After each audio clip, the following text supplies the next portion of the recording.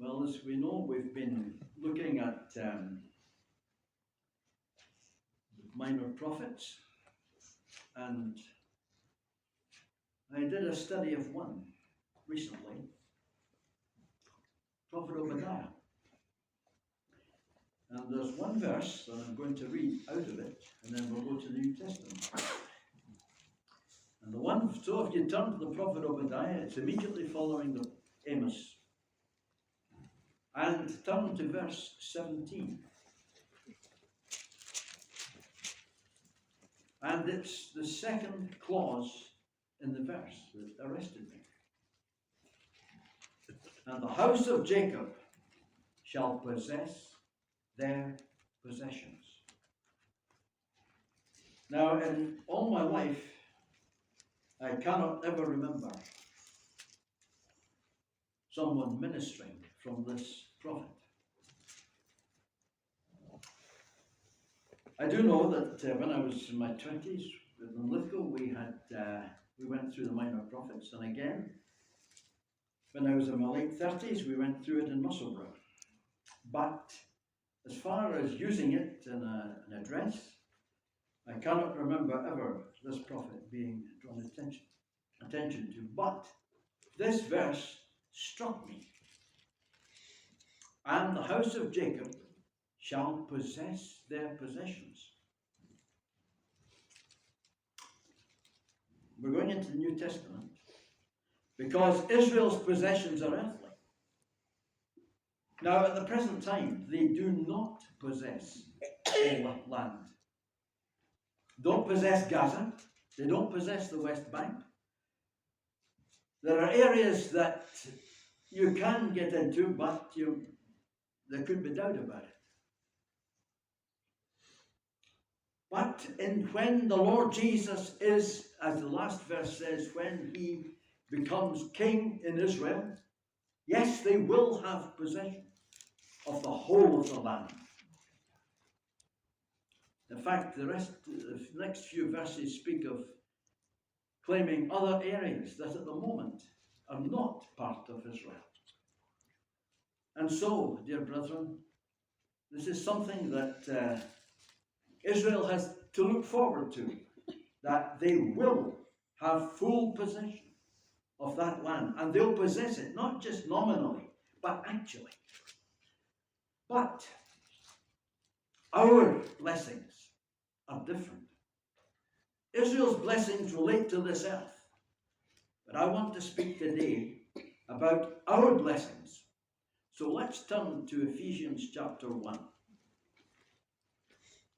Let's turn to there, and we'll get our blessings. And the challenge I would like to raise with every one of us: do we possess them, or are they merely nominal? So let's read the first few verses of this chapter. From verse 3. Blessed be the God and Father of our Lord Jesus Christ, who hath blessed us with all spiritual blessings in heavenly places in Christ, according as he hath chosen us in him before the foundation of the world, that we should be holy and without blame before him in love, having predestinated us unto the adoption of children by Jesus Christ to himself, according to the good pleasure of his will, to the praise of the glory of his grace, wherein he hath made us accepted in the beloved, in whom we have redemption through his blood, the forgiveness of sins, according to the riches of his grace, wherein he hath abounded toward us in all wisdom and prudence, having made known unto us the mystery of his will, according to his good pleasure which he hath purposed in himself, that in the dispensational fullness of times he might gather together in one all things in Christ, both which are in heaven and which are on earth, even in him, in whom also we have obtained an inheritance, being predestinated according to the purpose of him who worketh all things after the counsel of his own will, that we should be to the praise of his glory, who first trusted in Christ, in whom ye also trusted, after that ye heard the word of truth, the gospel of your salvation, in whom also, after that ye believed, you were sealed with that Holy Spirit of promise, which is the earnest of our inheritance, until the redemption of the purchased possession, unto the praise of his glory.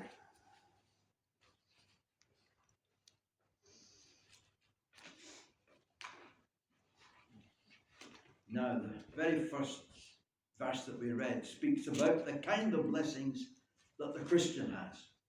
They are spiritual blessings. And there's a few to be enumerated in this letter of the Apostle Paul. Apparently, from verse 3 to verse 14 in the Greek is one long sentence. Now, the first blessing is the blessing of election, or being chosen. Now, this is something that you might be careful in discussing with a new believer. There's a lot of theories about. Men take the view, well, I'm elected or I'm not. Doesn't matter. I can just do what I like. I can live in sin. If I'm damned, I'm damned. That's the view of several men these days. And has been for some time, but that is not the case in this.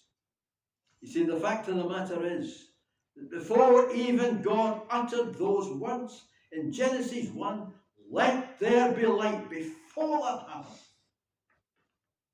before the creation of the world, the foundation of the world, God knew those who would accept his offer of salvation in Christ. He knew who they would be. So that this whole idea that it doesn't matter, God is determined, no, that doesn't take away from man's responsibility at all to answer to the call of the gospel. This election is in Christ and in him alone. At its most basic level, election refers to God's plan whereby he accomplishes what he desires, his will. So this, before the foundation of the world, that phrase indicates the centrality of the gospel in God's plan for history. Holiness and blamelessness are the result. So, dear friends, dear brethren, it is something that we know we have been chosen. It's something that is precious to us, the very fact that we've been chosen, because we have answered, and its evidence is seen in our answering to the appeal of the gospel. So we've been chosen in Christ. Now, the next verse speaks of having predestinated us unto the adoption of children. What a blessing adoption is. I don't know if you, I do look quite extensively at a program called Long Lost Family. I find that quite interesting. And it concerns many people who have been adopted. And some of them have had a good adoption. They say they've had a good adoption. Their parents cared for them, fed them, clothed them, educated them, and showed love to them. Others say, yes, they were cared for, but they didn't experience love. And those who grew up in the care system, they did not know what love was. Yes, there was care, they were fed, clothed, and educated, but there was no love. But we have been adopted. God has chosen us, and we've been adopted into his family. And as a result, we are assured. We didn't merit it. No, none of us merited it. But we've been assured of his love. Now, God has granted us that status of children. You know, the first word that the Apostle Paul heard was from Ananias. And the first word is brother Saul. Brother Saul. In other words, Saul, you're now adopted. into God's family. So he knew what it was to be adopted.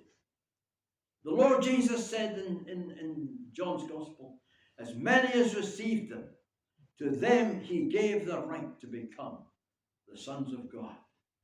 Of course, in no way does it detract from our Lord Jesus Christ, because he is the only begotten Son. But everyone in this room here who loves our Lord Jesus Christ has been adopted into the family of God.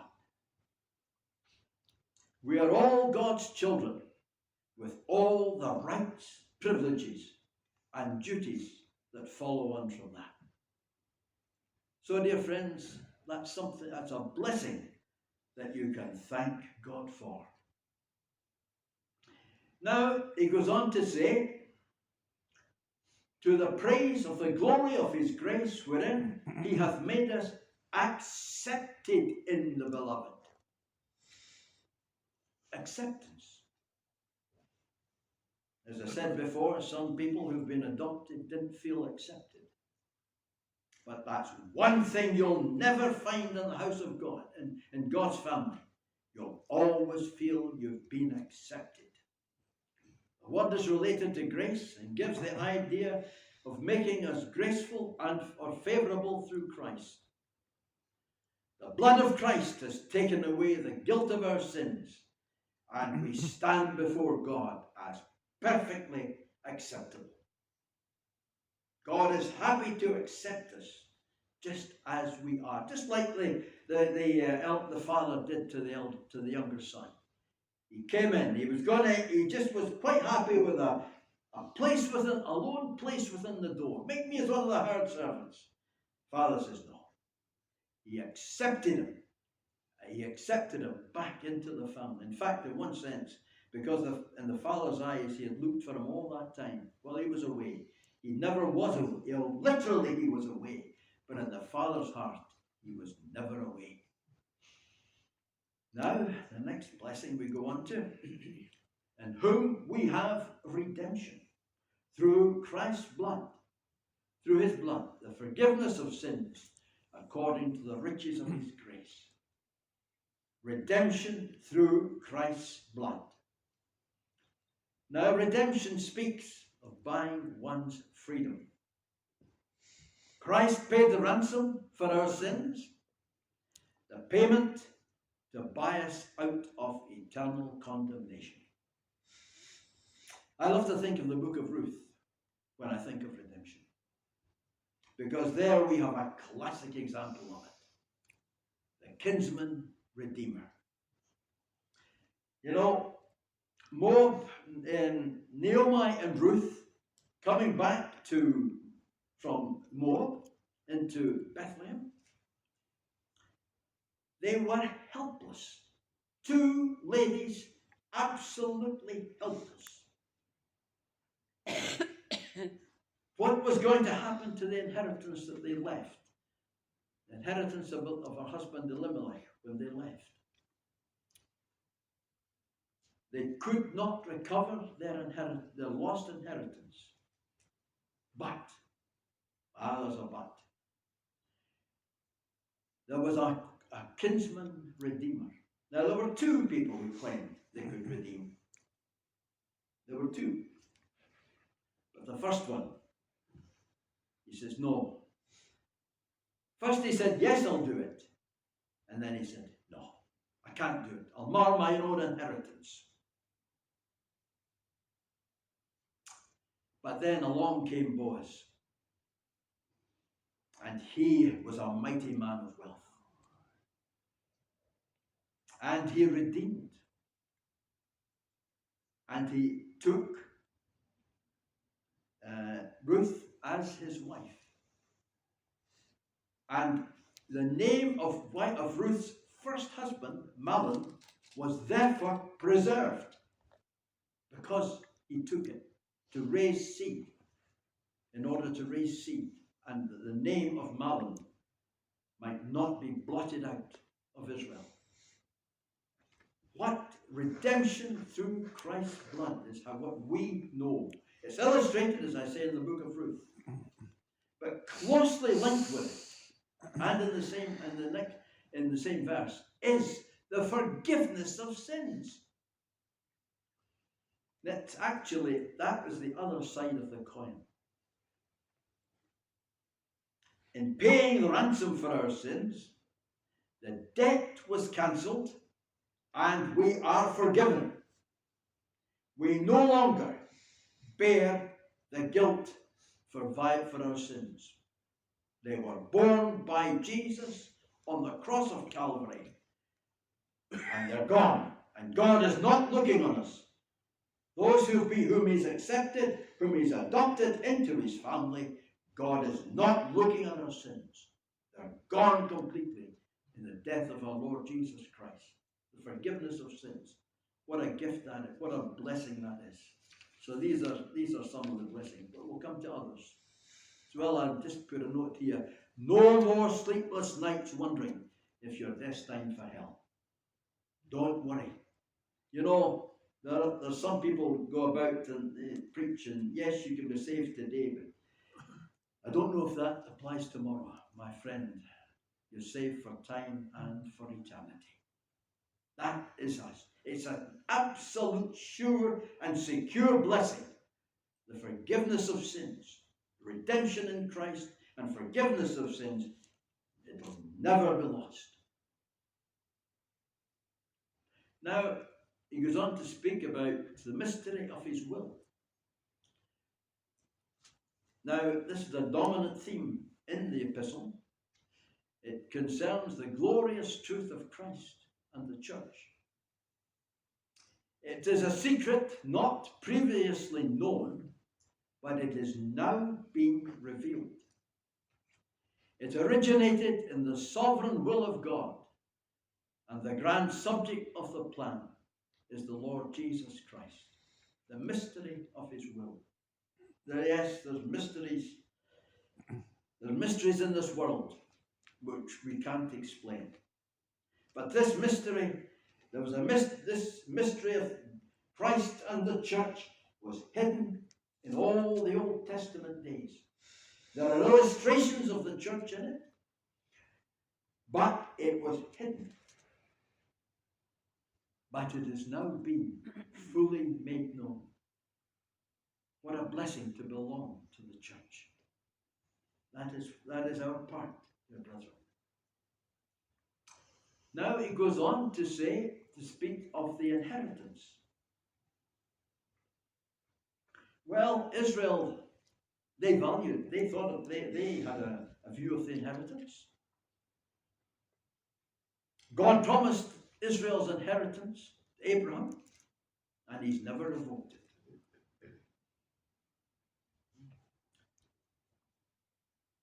This in reference to the inheritance here, looks forward to a time when all believing Jews and Christians will be manifested to an amazed world as the body of Christ, the bride of the Lamb. The recipients of this blessing are people whom God has chosen and predestinated. Now, Jewish believers are brought into it just as Gentile believers. God sees us as one unit. In the early church, there were those who would argue there were two, there were Christians, but the Jewish believers had to have circumcision. There were those who would have made a difference. God has made no difference. He has removed all difference in the cross of Christ. One unit, Jew and Gentile. So the inheritance is something that, as I said, Israel greatly valued. But, you know, I think it's in Deuteronomy chapter 28, there are 52 verses in it which speak of the consequences that Israel would have if they did not obey the law in order to remain in inheritance. Well, we know from the history given in the scriptures and in secular history that they were out of their land for many, many years, from AD 70 right up until 1948. But then they were out of it too when they were in Babylon. They were subservient to the Gentiles in that period. The times of the Gentiles began then, and it's still running. So Israel forfeited their right to the inheritance because of their actions. But dear brethren, this inheritance that Paul speaks of here, what an inheritance it is. It's absolutely certain and sure. It's based on the death of the Lord Jesus Christ. And there's no one going to take our heavenly inheritance from us. Nobody can do it or will do it. It's sure and certain. That is one tremendous comfort. So I would trust we'll be comforted by this. Now the final blessing is the gift of the Holy Spirit. What a blessing that is. Sealed with the Holy Spirit of promise. This means that every true believer receives the Spirit of God on conversion, on accepting the Lord Jesus Christ as Savior. You are given the gift of the Holy Spirit as a sign that you belong to God, and that you will be kept safe right until the time when you receive your body of glory. You're sealed until the day when your body is redeemed. Now, in legal matters, a seal indicates ownership and security, and exactly the same in divine matters. It's a confirmation that you belong to God, to be sealed by the Holy Spirit. Now, you cannot be a believer and not have the Holy Spirit, and you cannot the converse is also true. You cannot have the Holy Spirit unless you are a believer. Now, but the verse in Obadiah says, possess our possessions. You know, dear brethren, there's a lot of Christians, sadly, I think, miss out on it because they know they're there, the blessings are there in Scripture, but we want to be in the good of it. We want to enjoy it. We want to make these blessings ours. And the Spirit of God would help us. He is in us to help us so that we do not lose. There are times, in our lives when these blessings maybe become dim. But oh, dear brethren, grace meets you. And when you've maybe been a period when you felt out of it for a bit, and your link with the Lord hasn't been as strong as it should be, when you come back, what do you get? You get a Father's welcome. You get these blessings are there just waiting for you. Just like the younger son, as I said before, the blessings are there waiting for you. He'll tell the servants, bring out the best robe. He'll bring out all these blessings for us. Well, these, as I say, dear brethren, are spiritual blessings. Israel will not inherit them just because they inherited all the blessings in the old dispensation.